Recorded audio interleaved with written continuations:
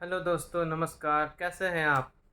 आपका फिर से स्वागत है हमारे एक नए वीडियो में, नए चैप्टर के साथ और नए ऑब्जेक्टिव के साथ। पहले की वीडियो देख रहे हैं, लाइक कर रहे हैं, मुझे बहुत अच्छा लग रहा है, बहुत प्यार मिल रहा है। इसी कारण बस मैंने आज एक नया टॉपिक लेके आया है। बहुत सारी सारे स्टूडेंट से भी मेरी बातचीत होती है और भी लोगों से बातचीत होती है। तो कोई भी व्यक्ति जो स्टार्टअप करना चाहते हैं, किसी भी फील्ड में सोचते हैं कि मैं एक नया काम करूं, है ना? तो नया काम करना बहुत आसान है या बहुत मुश्किल, आप मुझे कमेंट करके बताइए कि क्या नया काम करना आसान है या नया काम करना मुश्किल है। सबसे पहला सवाल आपसे। दूसरा चीज़ कि अगर हम कोई नया काम की शुरुआत करते हैं तो हमारे पास क्या होना चाहिए उसके लिए? क्या आइडिया होना ज़रूरी है? अगर कोई काम को स्टार्ट करें तो क्या आइडिया होना मेरे लिए ज़रूरी है, या फिर पैसा होना ज़रूरी है? आइडिया या पैसा? आप कमेंट करके मुझे बताइएगा। चलिए हम आगे बढ़ते हैं कि अगर हम कोई नया बिज़नेस की शुरुआत करना चाहते हैं, तो आखिर कैसे डिसाइड करें कि हम कौन-सा काम करना चाहिए? वो काम करने के लिए हम कितने सफिशिएंट हैं, इसका मार्केट में डिमांड भी है कि नहीं, इसको रिसर्च कैसे करेंगे, इसके लिए क्या-क्या टॉपिक पे हम समझेंगे, क्या-क्या चीज़ें मेरे लिए ज़रूरी होगी। तो आज मैं आपको 7 ऐसे पॉइंट देने वाला हूँ, 7 ऐसे पॉइंट देने वाला हूँ, जैसे 7 वंडर्स हैं, उसी तरीके से मैं 7 ऐसे पॉइंट में इसको समझाने का प्रयास करूँगा, जिससे कि आप अगर आप नया बिज़नेस आइडिया की बात सोच रहे हैं, तो आपको उसमें बहुत हेल्प मिल जाएगा, बहुत आसान तरीके से आप उसको शुरुआत कर पाएँगे। तो सबसे पहला जो काम करना है हमें, हमें काम ये करना है कि हमें प्रॉब्लम्स ढूँढने हैं। किसका प्रॉब्लम ढूँढना है? प्रॉब्लम आखिर ढूँढना किसको है? किसका है? तो आपको ये देखना पड़ेगा कि हमें मार्केट में वैसे लोगों की सहायता करनी है या फिर वैसे लोगों के लिए बिज़नेस लाना है, जो खुद से उस प्रॉब्लम को सॉल्व नहीं कर पा रहे हैं। अब एग्ज़ाम्पल ऐसे ले सकते हैं कि अमेज़न ने बुक स्टोर से शुरुआत किया था। पता है किसके लिए शुरुआत किया था? वैसे व्यक्ति जो शॉप पे नहीं जा सकते हैं, विकलांग व्यक्ति या उस तरह के सक्षम नहीं है जो मार्केट जाके बुक्स खरीद सकें, उनके लिए उन्होंने, उस कंपनी ने वो स्टार्ट किया था कि वो घर बैठे बुक्स को परचेज कर सकेंगे।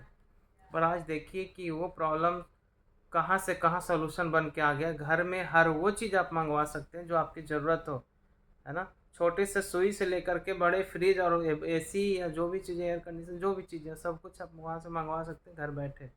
तो उसने एक प्रॉब्लम्स को फाइंड आउट किया और उसने प्लेटफ़ॉर्म बना दिया।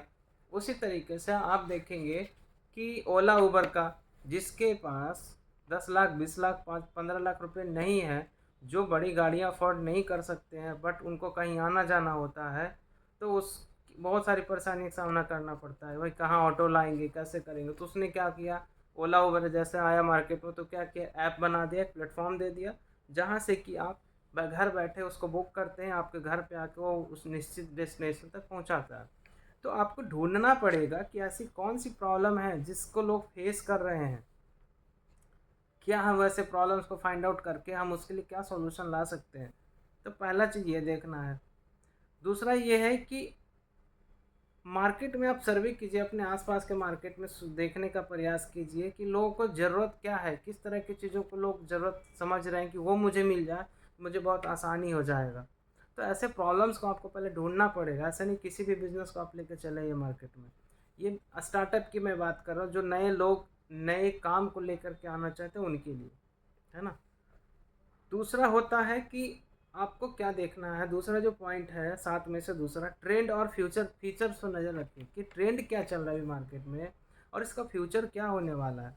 जैसे डिजिटल प्रोडक्ट्स की बढ़ावा मिल रहा है, यूट्यूब पे कंटेंट मिल जाता है जो कि कुछ पैसे दे के घर बैठे स्टडी कर रहे हैं, है ना? बहुत सारी चीज़ें सीखने को मिल जा रही है, एआई का नॉलेज मिल जा रहा है, या फिर हेल्थ से रिलेटेड डॉक्टर लोग भी कंसल्ट कर रहे हैं आज अपना प्लेटफॉर्म बना करके। तो आपको भी देखना पड़ेगा कि किस चीज़ का ट्रेंड आने वाला है और आने वाले 5 से 10 साल में उसका सेक्टर का क्या हाल हो सकेगा, क्या वो आगे बढ़ेगा या नीचे गिर जाएगा। यानी 10 साल का अगर मैं पैमाना करूँ तो 10 साल अगर टिक गया मार्केट में तो एक बहुत अच्छा समय मिल जाएगा आपको अप लेवल में जाने का। लेकिन बहुत सारे स्टार्टअप मैक्सिमम 5 साल के अंदर अंदर वो ड्रॉप कर जाते हैं, बंद हो जाते हैं। आप आंकड़ा निकाल के देख लीजिएगा, आपको हकीकत का पता चल जाएगा। खुद यूट्यूब पे सर्च कर लीजिएगा, आपको जानकारी मिल जाएगा। तो आपको दो चीज़ देखना है, ट्रेंडिंग क्या है मार्केट में, रिक्वायरमेंट क्या है, और दूसरा क्या है 5 से 10 साल तक कैसा इसका मार्केट रह सकता है। अजय रिसर्च से आपको पता चलेगा। अलग अलग न्यूज़ चैनल हो गए, अलग अलग यूट्यूब चैनल, उस पर जाएंगे, उसके बारे में समझेंगे तो आपको आइडिया मिल जाएगा। बस मैं आपको एक पॉइंट दे रहा हूँ कि किन किन चीज़ों पे काम करना चाहिए। तीसरा जो महत्वपूर्ण पॉइंट है वो target audience. Target audience means कि हम अगर जो बिजनेस या जो सॉल्यूशन लेके आ रहे हैं वो किसके लिए हो सकता है।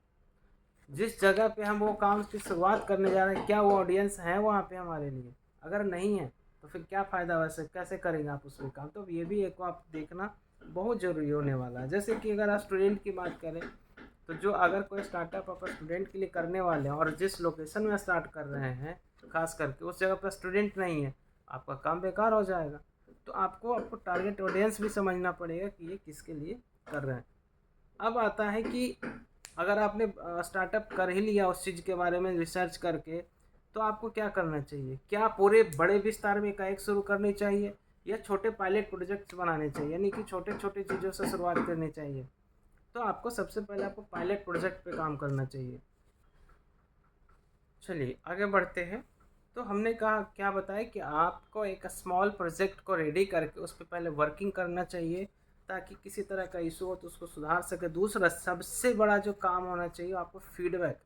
कस्टमर से उस काम का उसका रिजल्ट लीजिए, उसके बारे में जानकारी लीजिए, उनसे सर्वे करिए कि मेरा ये जो सॉल्यूशन है आपको कैसा पसंद आया, इसमें और क्या चीज़ें करने की ज़रूरत है। क्योंकि बहुत सारे स्टार्टअप में बहुत सारे काम ऐसे होते हैं जहाँ पे हम फीडबैक लेते ही नहीं हैं।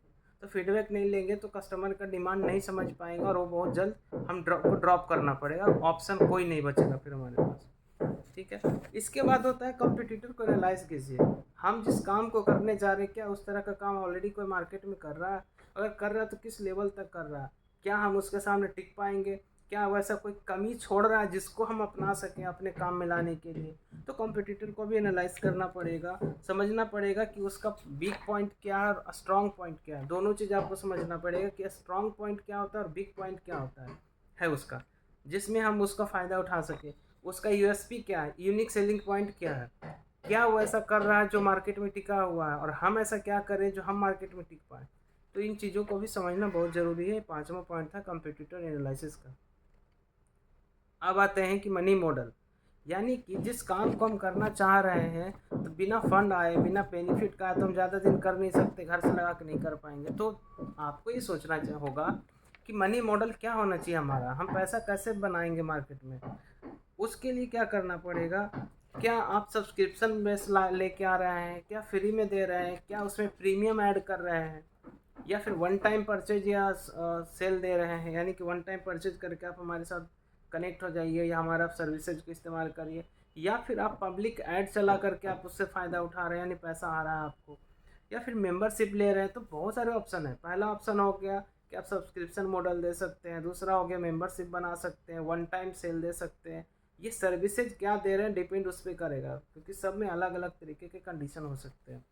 सातवां पॉइंट है डॉक्यूमेंटेशन एंड नेटवर्क, यानी कि आप इसको नोट डाउन कर लीजिए। सबसे जो ज़रूरी और महत्वपूर्ण है डॉक्यूमेंट होना, यानी लीगल डिपार्टमेंट का क्या रोल है हमारा, फिर अगर किस कस्टमर आ रहा है तो उसका क्या कंडीशंस होंगे, हमारे हमारे पार्टनर बन रहे उनके क्या कंडीशंस होंगे। यानी हर एक चीज़ का पेपर वर्किंग होना हर हाल में ज़रूरी होना चाहिए। नहीं तो बहुत सारे ऐसे आपको मिल जाएंगे जो आपको पेपर वर्क में कंप्लीट करा देंगे। नहीं तो उसका और एक अच्छा सलूशन मैं इस वीडियो के अंत में बताऊंगा, मेरे साथ बने रहिएगा। तो सबसे पहले आइडिया को लिखिए, प्लानिंग बनाइए कैसे करना है। पांच पॉइंट मैंने बताया, प्रॉब्लम क्या ढूंढ रहे हैं मार्केट में, उसका क्या सॉल्यूशन लेके आ रहे हैं। उसके बाद ट्रेंड क्या चल रहा है, फ्यूचर क्या है उसका, जो ट्रेंड चल रहा है उसका फ्यूचर क्या है। ये दोनों दो पार्ट हैं। टारगेट ऑडियंस कौन से हो सकते हैं हमारे, स्मॉल एक्सपेरिमेंट करते जाना, छोटे छोटे एक्सपेरिमेंट करेंगे, उससे हमें फीडबैक लेने का मौका मिल जाएगा। कंपटीटर को एनालाइज कीजिए कि हमारा जो कंपटीटर है इसको किस तरीके से कर रहा है, उसका वीक पॉइंट क्या है, स्ट्रॉन्ग पॉइंट क्या है, सेलिंग यूएसपी क्या है उसका, कस्टमर को कैसे कनेक्ट कर रहा है, किस तरह का टेक्नोलॉजी का उपयोग कर रहा है। तो इन सभी चीज़ों को आपको समझना पड़ेगा। पैसा लाने का सोर्स समझना पड़ेगा कि हम सब्सक्रिप्शन मॉडल दे रहे हैं या फिर मेंबरशिप ले रहे हैं या ऐड चला रहे हैं, कौन सा मॉडल से हम पैसा लगा रहे हैं, या फ्री और प्रीमियम दो अलग अलग कॉन्सेप्ट चला रहे हैं, जिसको फ्रीमियम भी बोल सकते हैं। तो इन सभी चीज़ों को आपको लिखना पड़ेगा, बिना लिखे बिना एनालाइज के आप नहीं कर पाएंगे।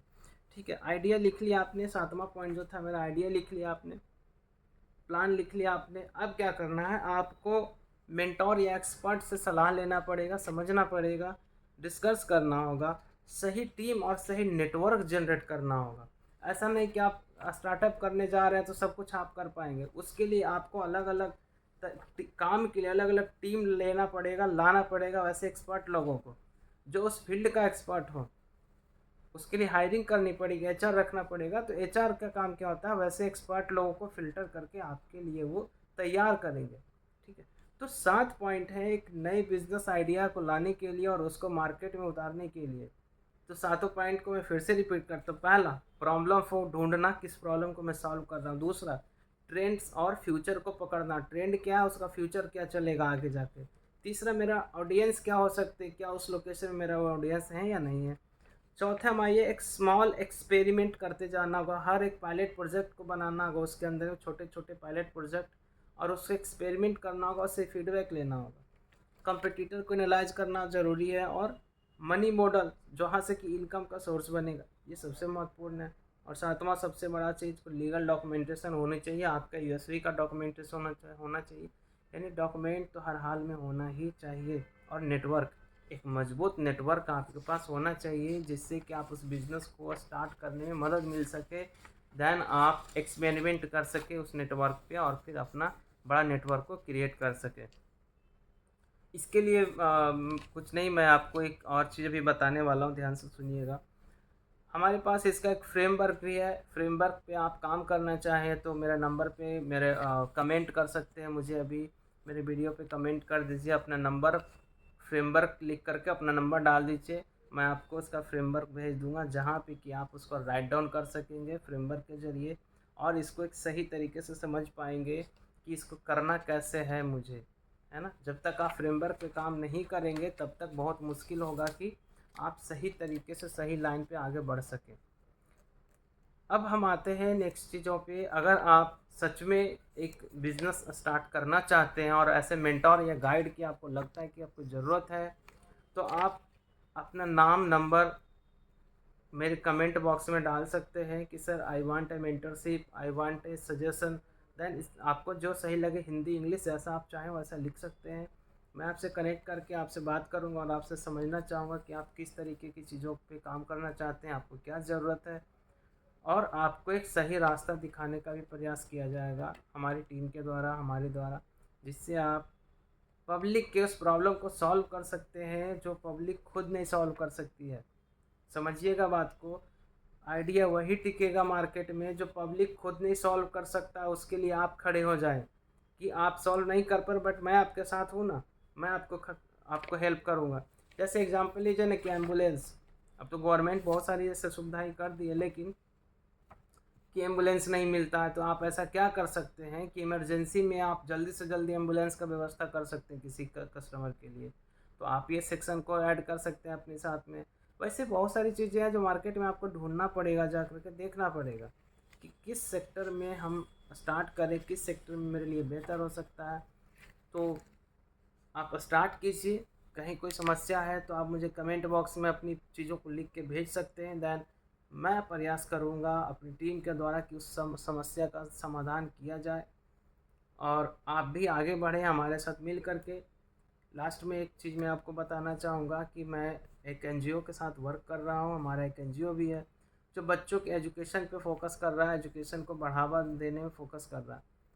तो आपसे अनुरोध ये है कि अगर आप भी चाहते हैं कि हमारे साथ मिल करके इस चीज़ों में आगे बढ़ें, तो उसके लिए भी वही करना है, एनजीओ लिख करके अपना नंबर डाल दीजिएगा हमारे कमेंट बॉक्स में। हमारी टीम आपसे कनेक्ट करेगी, आपसे बात करेगी, और आपको आगे की सारी बातें बताएगी कि कैसे आप हमारे साथ मिल करके आप भी एजुकेशन को बढ़ावा देने में मदद कर सकते हैं, या फिर एक स्टार्टअप करना चाहते हैं तो हम कैसे आपको मदद कर सकते हैं उस फील्ड में। तो तब तक के लिए बहुत बहुत धन्यवाद। आपका प्यार मिलता रहे, यही मेरे लिए काफ़ी है। हम आपके साथ लिए नए नए वीडियो, नए नए कंटेंट लेकर आते रहेंगे। आप हमारे साथ बस बने रहिए। लाइक शेयर एंड सब्सक्राइब आप करना चाहें तो कर सकते हैं। दोस्तों के बीच शेयर कर सकते हैं ताकि और लोगों को इसका बेनिफिट मिल सके।